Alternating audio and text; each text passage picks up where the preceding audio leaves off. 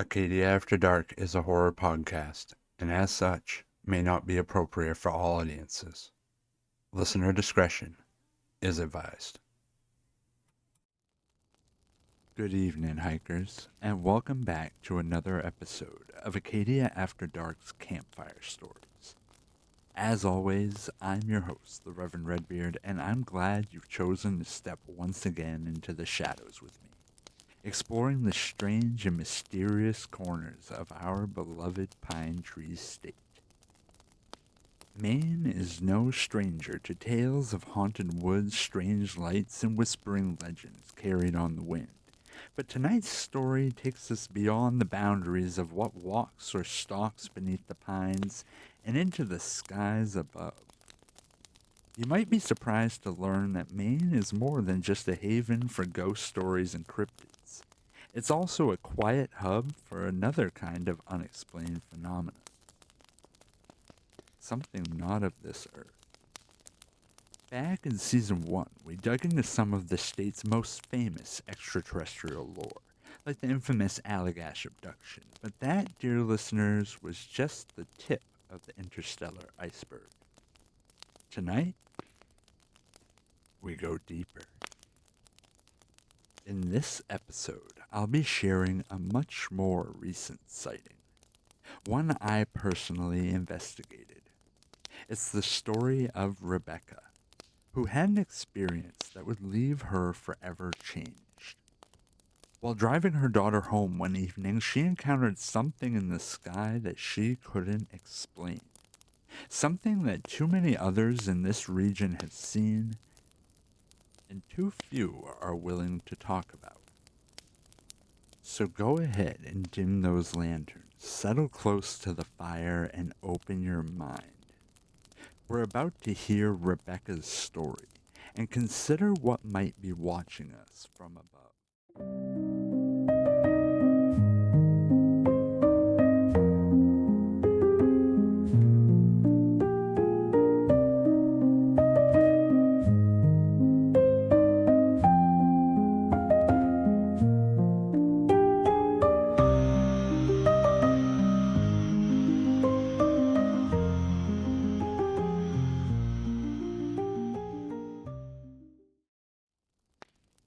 In November of 2024, the east coast of the United States experienced a sudden spike in reports of unidentified aerial phenomena, what some call drones and others dare to call something else entirely.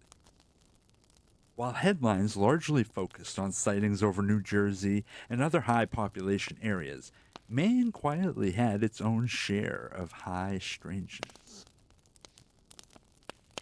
Across the state, residents began to report an unprecedented surge in sightings.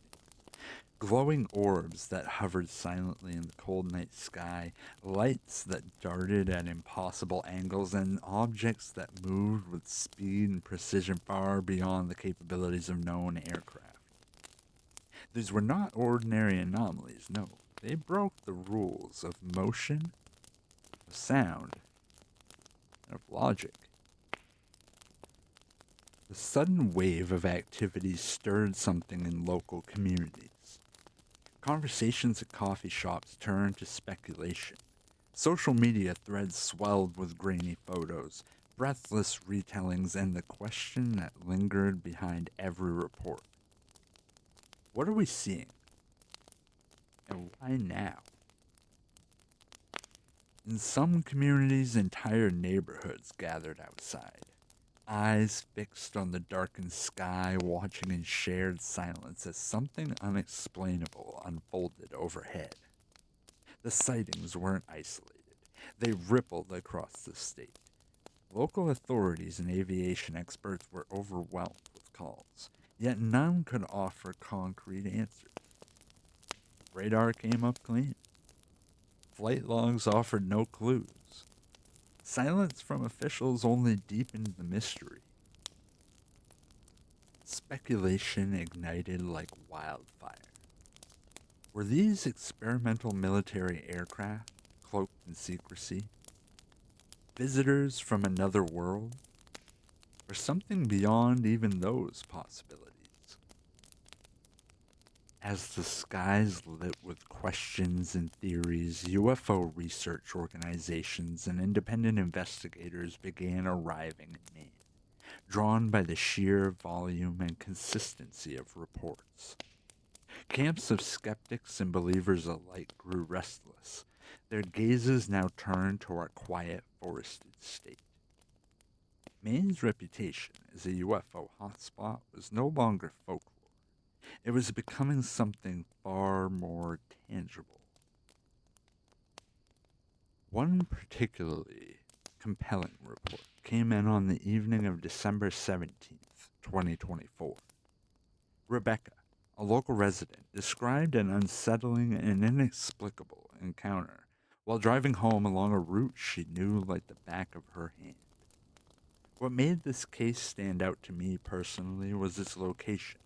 I lived near the area where the sighting took place, and at the time of the incident, I wouldn't have been far away. According to the witness, the event occurred around 6:30 p.m. as she traveled south on Route 179 with her daughter, heading toward Fletcher's Landing. The road runs quiet at that hour, flanked by stretches of forest and marshland, with few streetlights and fewer distractions. As they cruised through the twilight, something to her left caught her eye. Something just above the tree line over the marshes near Graham Lake. At first, she dismissed it as a trick of the light, maybe a reflection glancing off the glass. But the illusion didn't fade. Instead, it became clearer. A structured object, suspended in the air, following the same path they were on. It wasn't high overhead or soaring across the stars. It was low, static, and eerily silent, hovering just above the trees as if watching them. Then it began to move.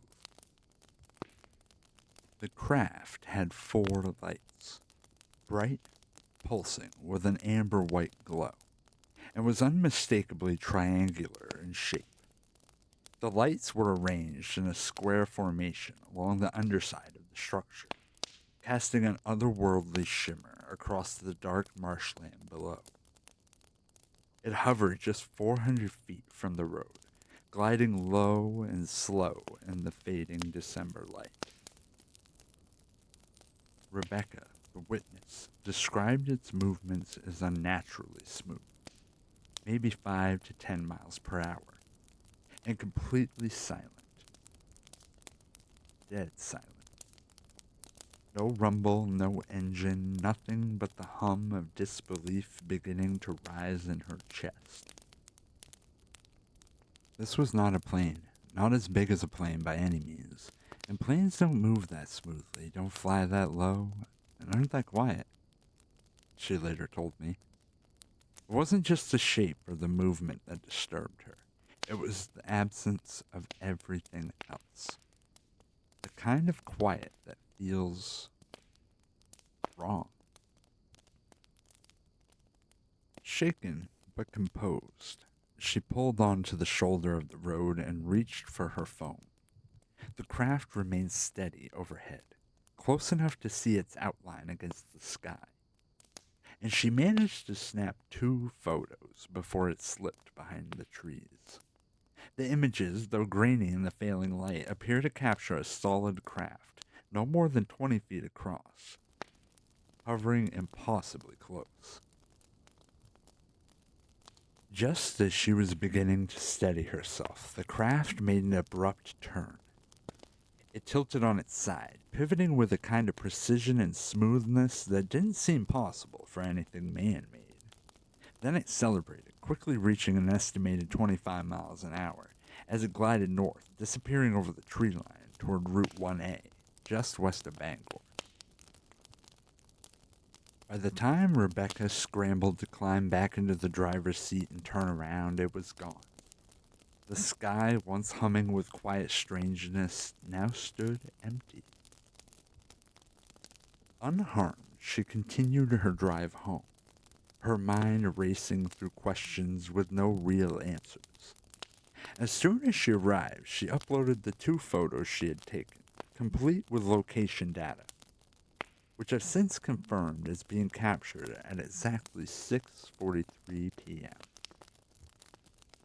Looking for clarity, or at least confirmation that she hadn't been alone in what she saw, Rebecca turned to a local Facebook group, known for its discussion of UFOs, paranormal encounters, and unexplained phenomena. She posted her account, hoping someone else in the region had witnessed the same thing, or perhaps held a key to understanding what she'd experienced. This is where the story caught my attention. As I scrolled through the comments, a fascinating pattern emerged. No one had reported witnessing the object on the same night as Rebecca, but several people recalled seeing something similar in the area just days prior. The conversation quickly gained momentum, with users diving into spirited discussions, trading theories, and trying to reconcile what had been seen with what could be explained. Some were convinced the object had to be a plane, specifically a type occasionally seen flying over the region. They pointed to the shape, the light pattern, and the possibility of low-altitude flyovers. Others suggested it might have been a military aircraft, perhaps one landing at Bangor International earlier in the day, hinting at secretive operations or new technology being quietly tested in Maine's sparsely populated skies. But not everyone was persuaded.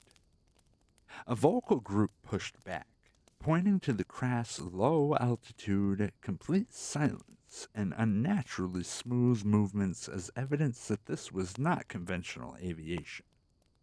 They argued that no plane, military or otherwise, could maneuver like that, or remain so silent while doing so. In their eyes, the more conventional explanations didn't hold up against what had actually been seen.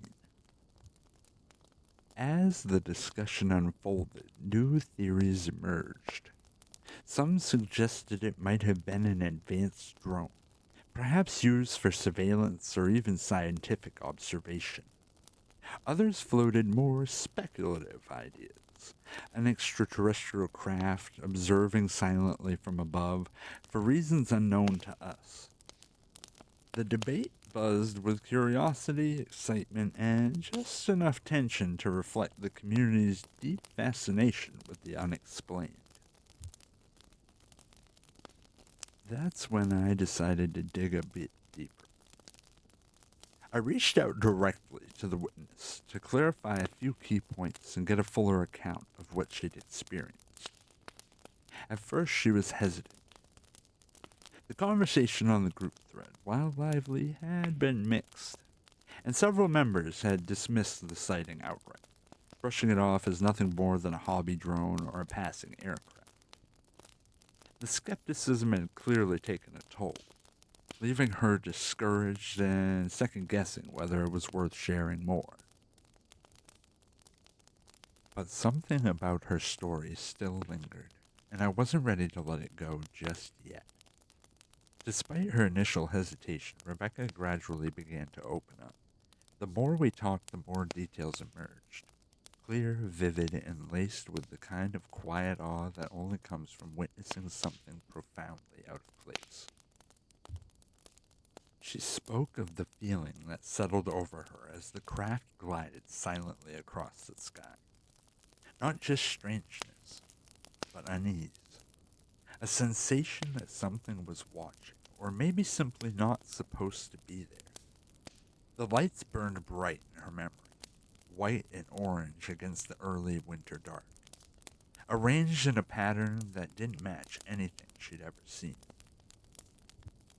What stood out just as much, though, was her daughter's reaction. At first, the child had been frightened, shrinking into her seat as the object hovered outside of the window.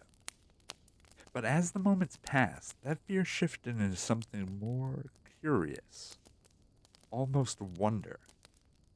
Together, they watched it in stunned silence, a shared experience that neither could fully explain, but both would carry with them long after the craft disappeared from view. That bond, The moment of mystery shared between mother and daughter made the sighting more than just an event. It made it personal. Through our exchange, I was able to gather key information: the exact location of the sighting, how long the encounter lasted, and the peculiar behavior of the craft. All of it helped build a clearer, more vivid picture of what had happened that night. At one point in our discussion, she said something that stuck with me. I feel crazy, and I'm not like a conspiracy theorist. If there was any chance it was a plane or a small drone, I wouldn't have said anything. I know what I saw. There's something about that kind of conviction, the quiet certainty of someone who isn't looking for attention, just answers, that makes you stop and reconsider everything you thought you knew about what's up there in the skies. One of the most important parts of investigating UAP sightings, at least for me, is trying to rule out the obvious before jumping to the extraordinary. If there's a known aircraft that could explain what was seen, well, I'd want to know about it. In this case, I wasn't the only one thinking that way. Members of the Facebook group had already begun speculating about a potential match. One suggestion stood out: the C-5M Super Galaxy, a massive military transport plane known for its distinctive shape and light configuration. It had reportedly landed at Bangor International earlier that day, and according to them, might still have been in the area around the time of Rebecca's encounter. Digging through their flight records, I confirmed the C-5 had indeed touched down at Bangor at around 4:30 that afternoon. But it hadn't gone anywhere. It was still on the ground at the time of the sighting, effectively ruling it out. That's when another possibility surfaced. While combing through additional air traffic data, I found something curious. A C-17 Globemaster III, another large military aircraft, had been flying a training run in the vicinity that evening. It wasn't a perfect match, but the timing and proximity were close enough to warrant a second look. Unlike the C-5M, this one was in the air when the sighting occurred. Could this have been what Rebecca saw? I wasn't ready to say yes, but I also wasn't ready to rule it out. I began a visual comparison, sourcing photos and video footage of both aircraft to cross-reference with the witnesses' images. The C-5M Super Galaxy was quickly eliminated. Its enormous size, unmistakable profile, and standard light configuration didn't match anything in the photos. The craft Rebecca had seen was far smaller, triangular in shape, and featured a unique layout of lights that didn't align with the C-5M's known design. But there was still a thread to tug on. The lights visible in the witnesses' photos, distinct in their soft orange-white glow, did resemble those sometimes seen on a C-17 Globemaster. It wasn't a perfect match, but it was close enough to warrant a deeper look. I sent the video footage of a C-17 in flight to Rebecca, hoping to get her reaction while I continued to dig into air traffic data, tracking the aircraft's flight path. If indeed the C-17 had been overhead at the exact time and location of the sighting, it could offer a rational explanation. But if not, then the mystery would only deepen. To my surprise, further digging confirmed that the C-17 had not been anywhere near Graham Lake at the time of the sighting. Instead, records placed it taxiing on the runway at Bangor International at 11:45 p.m., full 5 hours after Rebecca saw the unidentified craft. That detail was key. It effectively ruled out both military planes as possible explanations for what she had witnessed. To further test the theory, I sent Rebecca the C-17 video. Her response was immediate and certain. "That's not it," she stated, explaining that the object she saw was significantly smaller and moved far more quietly than either of the jets in question. At that distance, just a few hundred feet, any aircraft of that size would have produced an unmistakable roar, even inside the car. But on that night, there had been only silence. That silence, paired with the maneuverability, the shape, and the proximity, stripped away the last conventional possibilities. And what remained was something that couldn't be easily labeled. Despite ruling out the most plausible earthly explanations, the mystery of the sighting remains just that, a mystery. The witness's vivid, unwavering account, combined with the results of my investigation, only seemed to deepen the questions rather than resolve them. And maybe that's what makes it so compelling. We were left with no clear answers, only possibilities. A silent triangular craft hovering just above the treetops, seen by two witnesses, verified by photos, and defying every logical explanation available at the time. This is the kind of story that sticks with you, not because it's loud or sensational, but because of what it whispers. That maybe, just maybe, there's something else out there, watching, passing by, or perhaps trying to be seen, if only for a moment.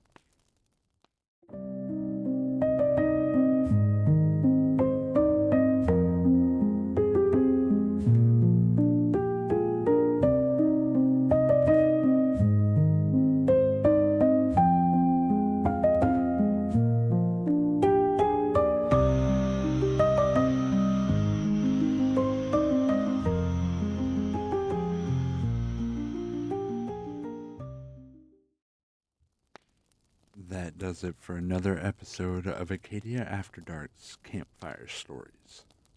What did you think of Rebecca's account? Do you think it could be explained away as a conventional aircraft, or do you believe that she was witness to something more?